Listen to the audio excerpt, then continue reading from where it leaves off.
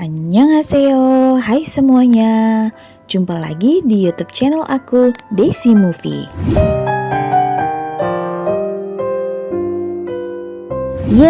Akhirnya sudah tayang nih episode pertama dari serial drama Korea Hometown Cha-Cha-Cha. Langsung aja yuk kita review. Drama ini diawali dari Yoon Hae-jin yang sedang lari pagi. Sepulangnya dari lari pagi, ia bertemu dengan seorang ibu yang ternyata adalah tetangga Hae-jin. Lalu ibu tersebut banyak mengajukan pertanyaan nih untuk Hae-jin. Dan salah satunya ia bertanya, Hae-jin bekerja di mana? 광고회사 다니는데 무슨 일이에요? 저는 그냥 회사 다녀요. 무슨 회사요? Tetapi Hae-jin sepertinya enggan menjawabnya. Setelah keluar dari lift, ibu tersebut menawarkan lauk kepada Hae-jin karena melihat Hae-jin sering membeli makanan di luar. Tetapi Hae-jin menolaknya dengan halus. Hae-jin yang cantik keluar dari rumahnya dan siap untuk bekerja sebagai dokter gigi. Saat ia menemui pasiennya, ternyata pasien itu adalah Ibu Kim yang tadi bertemu dengannya di lift. Ibu Kim berterima kasih kepada Hae-jin yang telah merawatnya dan tidak perlu membayar dengan harga yang mahal. Lalu Hae-jin melihat majalah baru yang sedang dirapikan suster. Ia melihat sepatu yang ingin dibelinya tetapi sedang menunggu diskon nih. Padahal sebenarnya tanpa diskon pun Hae-jin bisa membelinya. Hae-jin dipanggil ke ruangan kepala dokter Lee. Dan di sana ia dikritik tentang pekerjaannya. Tetapi Hae-jin dengan tegas memberitahu bahwa ia telah merawat pasiennya dengan benar. Keesokan harinya di klinik, Hae-jin mendengar bahwa pasien Ibu Kim diambil alih oleh kepala dokter Lee. Hal itu membuat Hae-jin geram dan mengeluarkan semua hal yang ia ingin ucapkan. Jika semua dokter seperti kepala dokter Lee, orang-orang enggan ke dokter gigi karena biaya yang sangat mahal. Dengan keadaan tersebut membuat Hae-jin memutuskan untuk resign dari klinik gigi tersebut. 너 같은 것도 의사라니. 아니 다시는 발 못 붙이게 내가 야!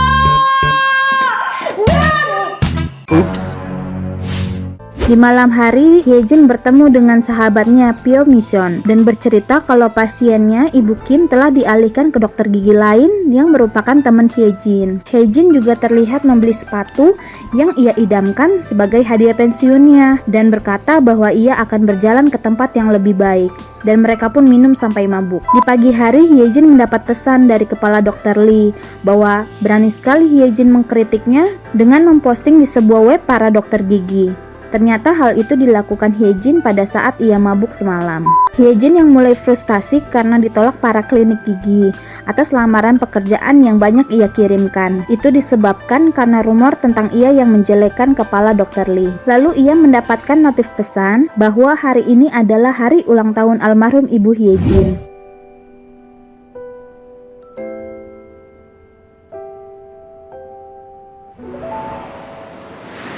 Skin berganti ke pelabuhan Gongjin. Nah, kita bertemu dengan Babang Hong Dusik nih.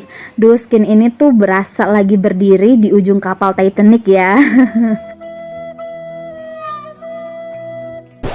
Ya, balik lagi dengan keramahan dan senyum manisnya Dusik. Ia menyapa seluruh warga di sana dan menanyakan bagaimana keadaan mereka semua. 잘 쓰고 있어. 그래. 그러면 좋지. 좋더라. 손주 보셨다면서. 야, 이거 외탁했네. Terlihat kedatangan Hae-jin ke desa Gongjin dan turun dari mobil mengenakan sepatu barunya. Hae-jin duduk di tepi pantai sambil memandangi lautan. Dan seketika ia teringat akan masa kecilnya saat bermain di pantai dengan ayah dan almarhum ibunya. Hae-jin berjalan di pantai lalu menelpon dan menanyakan kabar ayahnya. Tetapi ia kecewa karena ayahnya tidak ingat dengan hari ulang tahun almarhum ibunya. Tiba-tiba Hae-jin kaget karena melihat sepatunya tidak ada dan sepertinya tersapu air laut. Lalu Dusik memberikan sepatu Hae-jin tetapi hanya sebelah dan Hae-jin meminta tolong kepada Dusik untuk mencarikan sebelahnya lagi karena ia tidak bisa berjalan tanpa alas kaki. Dan Dusik memberikan sandal kepada Hae-jin, namun mau tak mau Hae-jin akhirnya memakai sandal itu. 그쪽해? Di jalan, ia melihat dua anak kecil yang menangis karena gigi yang copot akibat tak sengaja terpukul oleh temannya. Lalu Hae-jin mengobati anak itu dan mengantarkannya sampai ke rumah. Dengan heran, orang tua anak ini bertanya kepada Hae-jin siapa dirinya dan kenapa memakai sandal dari toilet restorannya. Aduh, malu banget deh ya. Hyejin akhirnya masuk ke restoran dan memakan sup rumput laut yang disajikan ibu anak tersebut sebagai ucapan terima kasih. Ibu itu mengatakan desa ini indah, tetapi belum ada dokter gigi di sini dan menyarankan Hyejin untuk membuka klinik di desa ini. Dan jika Hyejin berminat, silakan menghubunginya untuk mendapatkan lokasi yang bagus. 언제든 얘기해요. 내가 좋은 자리 소개해줄게. Di sini terlihat Dusik sedang mandi dan setelah itu ia mengecek HP yang berisi permintaan-permintaan dari warga desa. Aduh, sibuk banget sih abang satu ini. Ketika Hyejin ingin pulang, ternyata mobilnya tidak bisa dinyalakan. Saat ia ingin menelpon asuransi, tetapi HP-nya pun tidak ada sinyal. Dan ia pun pergi ke sebuah kafe untuk meminjam telepon. Namun sama saja telepon itu pun juga tidak bisa dipakai. Saat Hyejin ingin membayar, mesinnya pun tidak berfungsi. Karena ia tidak punya uang tunai, akhirnya ia pergi ke ATM. Dan lagi-lagi semua ATM bank tidak ada yang berfungsi satupun. Aduh, sial banget sih hari ini buat si Hyejin ya. Sesampainya di kafe, Hyejin bertemu dengan Dusik. Dan Pak Oh, si pemilik kafe, bilang bahwa Hyejin tidak mau membayar uang kopi senilai 4.000 won.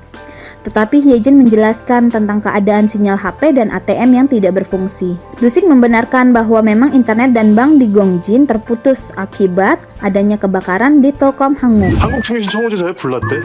거봐요.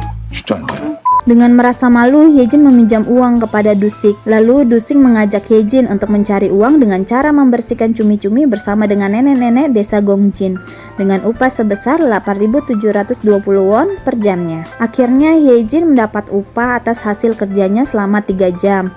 Lalu ia memberikan 4.000 won untuk membayar uang kopinya tadi kepada Dusik. Lalu Hyejin bertanya kepada Dusik, apakah ia punya cha? Tetapi Dusik salah pengertian, ia kira cha-nya adalah teh. Namun yang dimaksud Hyejin, cha-nya itu adalah mobil, seperti halnya sama kayak di sinopsis sebelumnya, yaitu Homton Cha-Cha-Cha. 혹시 차 있어요? 차? 차. 아니, 그 차 말고. 차차차. Lalu Dusik memeriksa mobil Hyejin dan mobilnya pun menyala. Tetapi bukan hanya itu, melainkan ban mobil Hyejin yang tertusuk paku dan harus ditambal. Dusik menyarankan Hyejin untuk pergi ke sauna dengan tarif 9.000 won per malam karena mencium bau tak sedap dari badan Hyejin. Ups. Di sauna Hyejin memesan makanan dan ternyata ia bertemu lagi dengan Dusik di sana dan ia pun memutuskan untuk bermalam di sauna itu. Di jalan, Dusik bertemu dengan Nenek Pak dan mengatakan bahwa Nenek Gamri kakinya terkilir. Dengan kemurahan hati Dusik, ia pun merawat kaki Nenek Gamri dan menggendongnya untuk pulang. Hal ini Dusik lakukan untuk berterima kasih dan membalas budi Nenek Gamri yang telah merawatnya selama ini. Di atap gedung sauna, Hyejin melihat langit yang penuh dengan bintang dan mengucapkan selamat ulang tahun untuk almarhum ibunya. 엄마, 생일 축하해. Keesokan harinya, Hyejin melihat Dusik sedang melakukan pelelangan ikan. Hyejin bertanya kepada Dusik, apa dekat sini ada bengkel? Sebelum Dusik menjawab, Hyejin mendapat telepon dari pasiennya, Ibu Kim. Ibu Kim ingin berterima kasih atas referensi dokter gigi temannya Hyejin, dan Hyejin pun sangat senang mendengarnya. Hal ini membuat Hyejin tersadar bahwa sinyal HP sudah ada dan ia langsung menelpon servis mobil. Hyejin dipanggil oleh anak-anak kemarin yang ditolongnya, yaitu Yijun dan Bora. Mereka sangat berterima kasih kepada Hyejin dan meminta untuk datang kembali lain waktu. Di kafe, Dusik sedang membuat kopi dan mengatakan kepada Pak Oh bahwa ia meletakkan uang 4.000 won yang dibayar oleh Hyejin. Saat di perjalanan pulang, Hyejin menerima telepon dari kepala Dr. Lee yang menawarkan pekerjaan kepada Hyejin asalkan ia meminta maaf dan berlutut kepada Dr. Lee. Hal itu membuat Hyejin tambah marah dan berkata akan membuka klinik gigi sendiri lalu menutup teleponnya. Seketika ia membelokkan mobilnya menuju Pulau Gongjin lagi. 그깟 병원 내가 차릴 거야. 씨.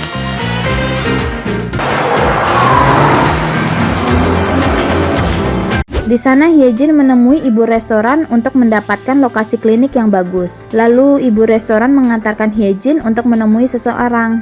Di perjalanan ibu restoran mendapat telepon untuk urusan penting, lalu menyuruh Hyejin menemui orang itu sendiri saja. Sesampainya di sana, ternyata orang itu adalah Dusik lagi.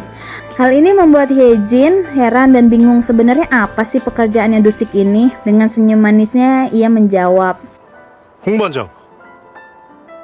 ternyata diam-diam dari kemarin Pak Hong memperhatikan Hyejin loh. Dari ia duduk di tepi pantai, menolong anak-anak, bahkan saat Hyejin sedang bekerja membersihkan cumi-cumi. Dia tersenyum melihat Hyejin yang sangat cantik. Begitulah kisah pertemuan Dusik dan Hyejin di desa tepi laut Gongjin. Bagaimana kelanjutan kisah mereka ya? Nantikan review drama Korea Hometown Cha-Cha-Cha episode 2 di YouTube channel aku selanjutnya ya. Yap, sebelum itu jangan lupa like, comment, share, and subscribe ya. Bye-bye. Annyeonghaseyo.